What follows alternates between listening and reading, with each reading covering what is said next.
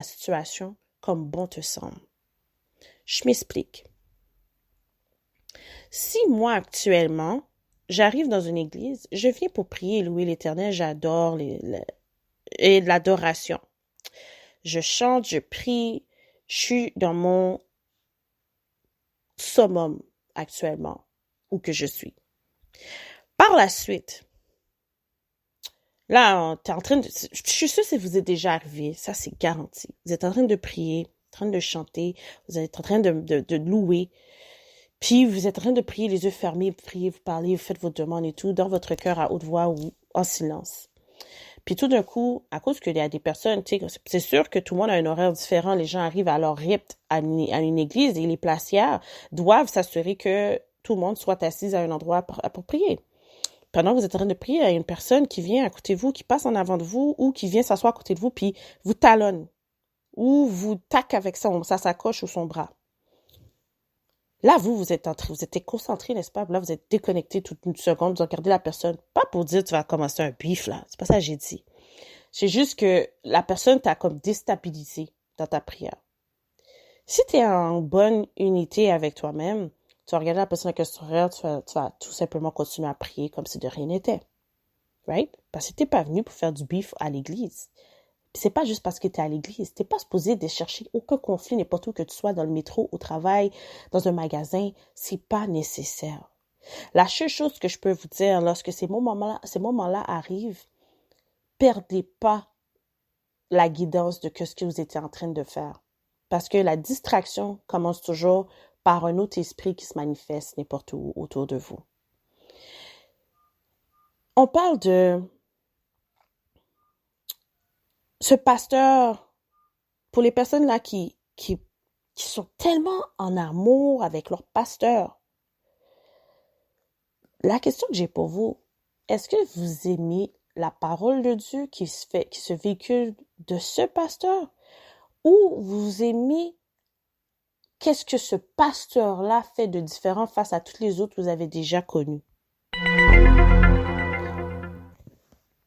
Parce que ça soit pasteur A, pasteur B, pasteur C, qui passe un message biblique et qui véhicule sa façon de penser face à cela, partage un événement de vie, ça vient vous rejoindre.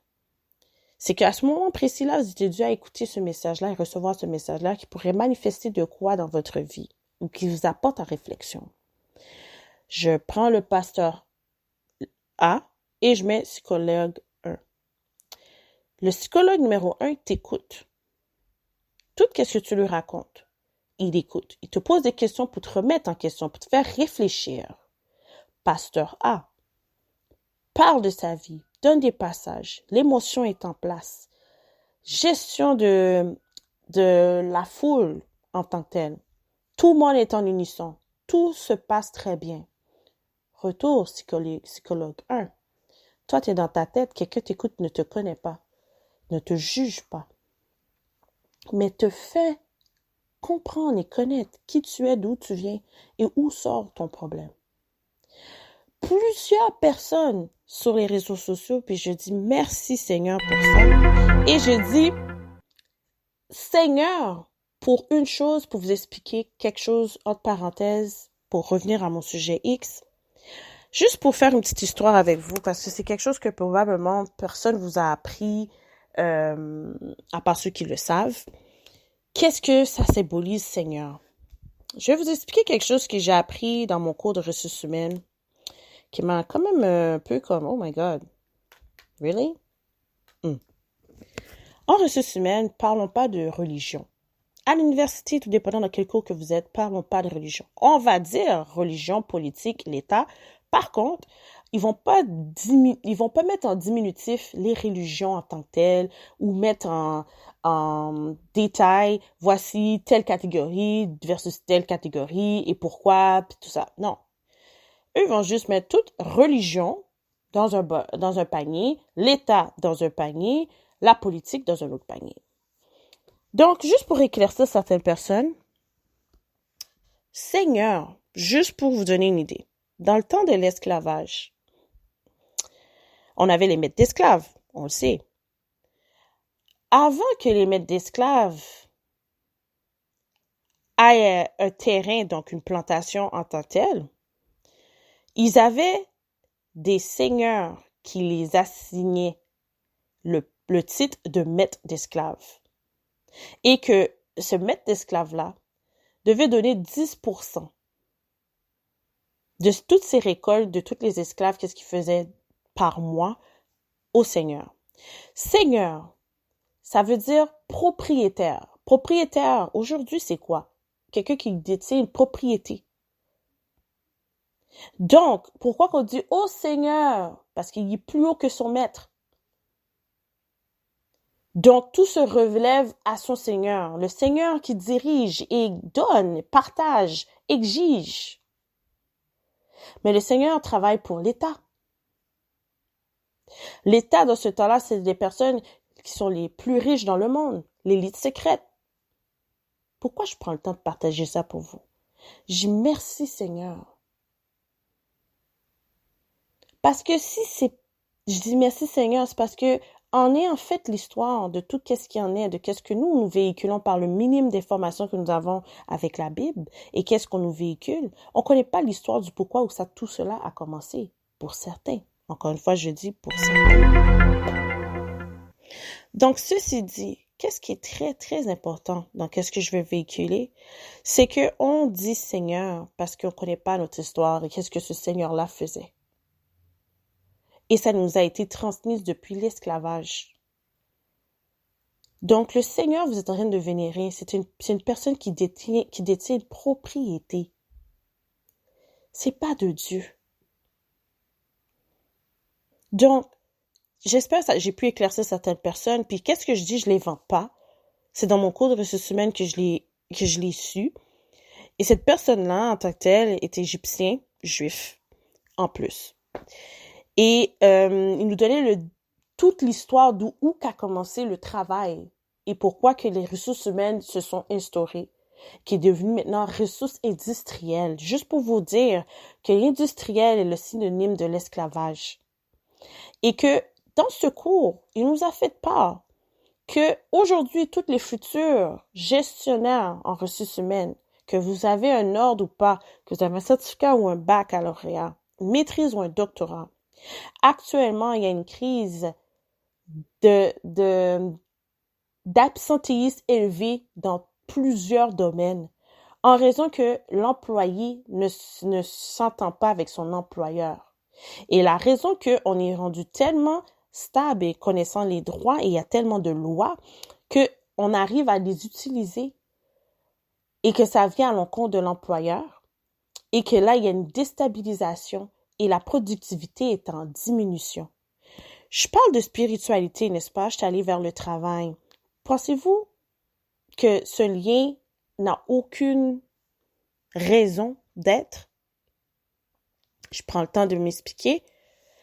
Parce que la pauvreté est un choix.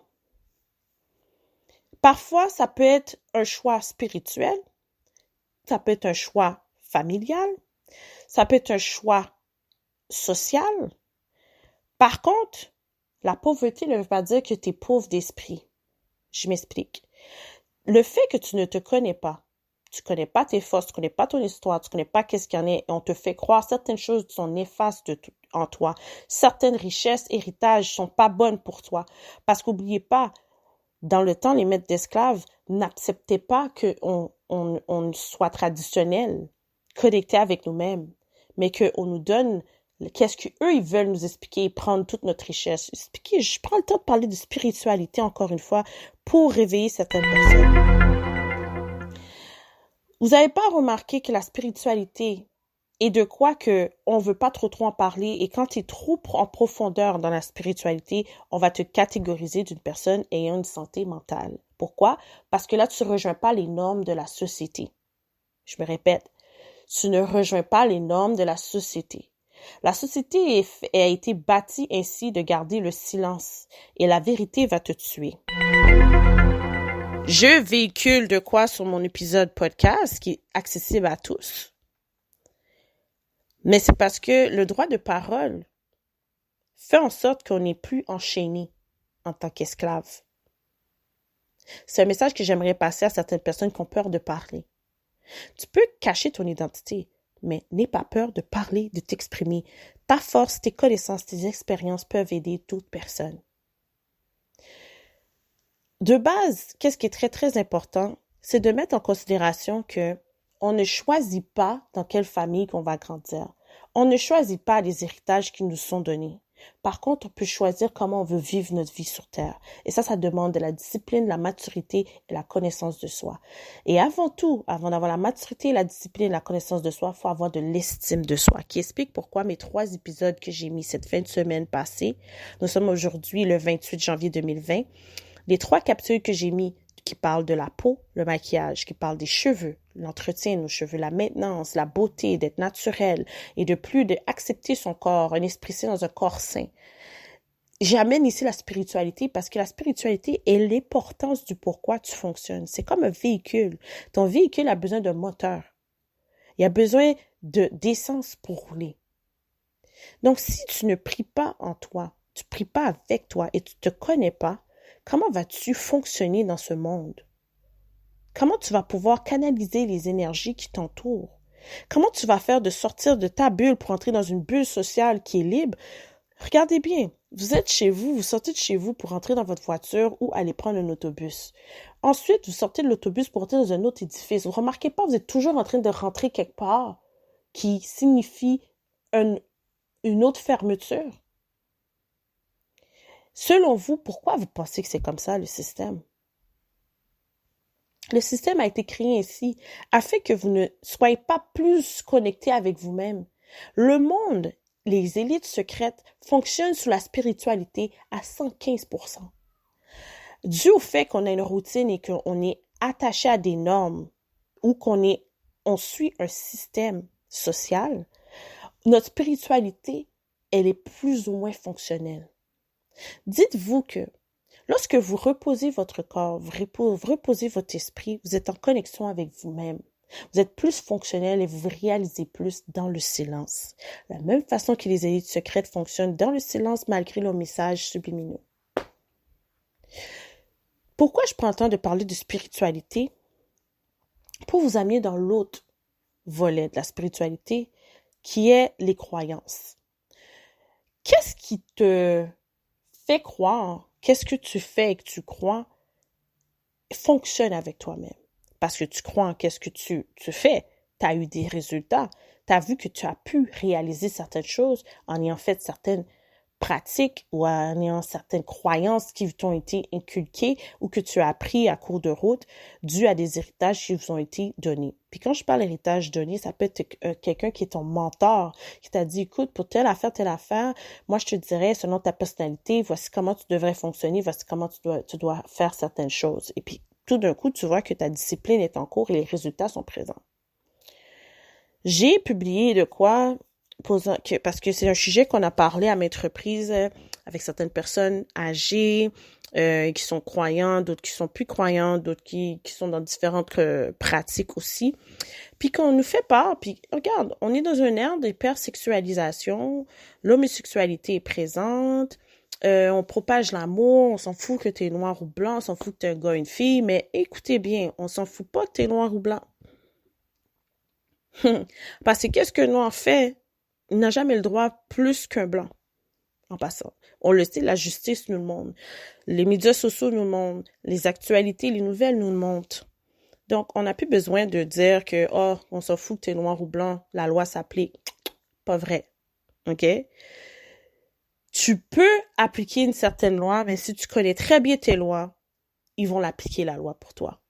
Et la justice sera faite. Mais si tu es une personne qui connaît pas tes droits et tu vas pas frapper aux bonnes portes, et justice soit faite sur ton nom.